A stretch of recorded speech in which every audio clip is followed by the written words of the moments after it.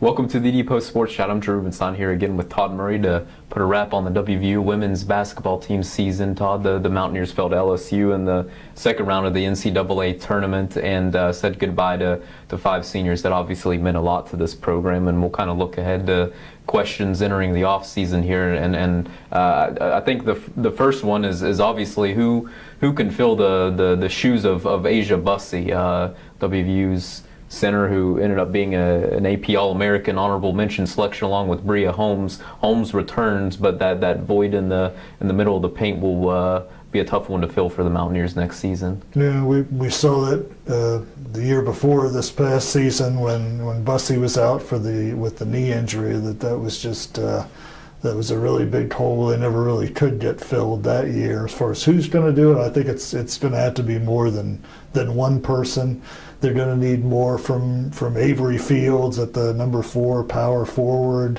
Crystal Leary, who has come off the bench, this year playing around the basket, is going to have a much bigger role next year. They'll need the rebounding. They'll need some scoring from her as well. And I think Mike Carey has a couple of recruits, coming in that are going to get a look inside. But it truly is going to have to be a team effort, because what Asia brought you at 6'4", with her ability to score, get fouled, crash the boards, that's just really tough for one person to replace. Yeah, absolutely. She was one of the best centers probably in WVU history.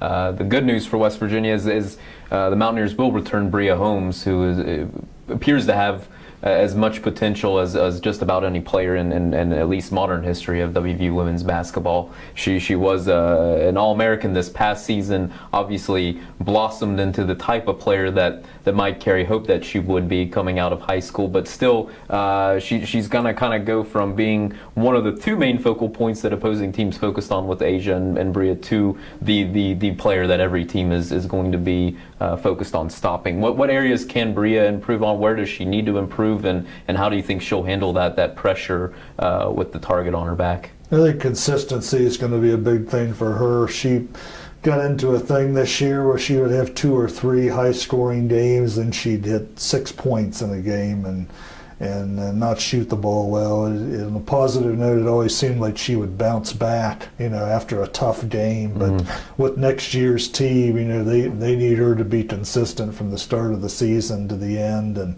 a bunch of poor shooting games could really hurt that team next year.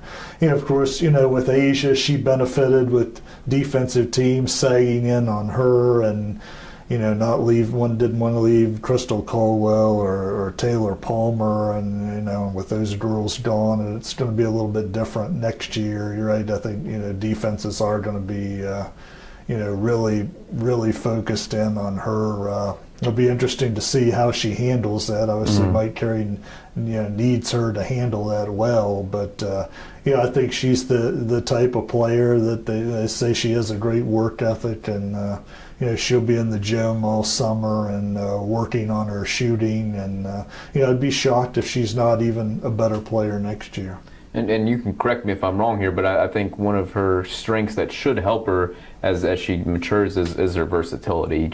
She has the outside shot, but she also has the ability to drive, and obviously honing in on both of those skills will probably be important, but it's not like she's a one-trick pony here. She is able to do a variety of things on the court. Yeah, right. And I wouldn't be surprised, maybe if Mike Carey were to post her up a little bit, inside next year on smaller players.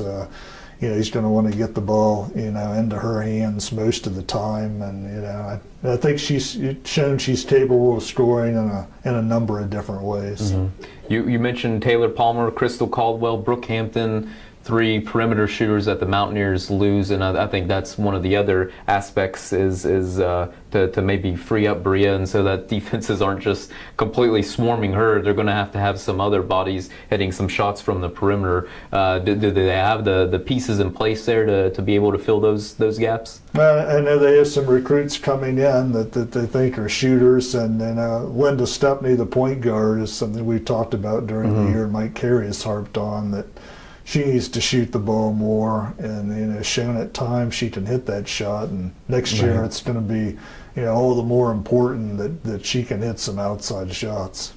And last one for you. I think everybody, at least on the outside, assumes it's going to be a step backward for the program next season after losing these 5 seniors after the Big 12 championship run and number 2 seed in the NCAA tournament. But just as we're talking, they do return Avery Fields, they do return Linda Stepney, Bria Holmes. There are some pieces in place. Does this team still have the makeup to get back to the NCAA tournament? Or I know this is a long ways off, right. But what are realistic expectations for this team next season? Well, I think there's still going to be an upper echelon, team in the Big 12, and of course the expectations won't be as high. But Mike Carey's history is when the expectations are not as high. Usually, that's when they, perform their best. And it wouldn't shock me if he gets back to the NCAA tournament and maybe gets to that elusive Sweet 16 that he's been.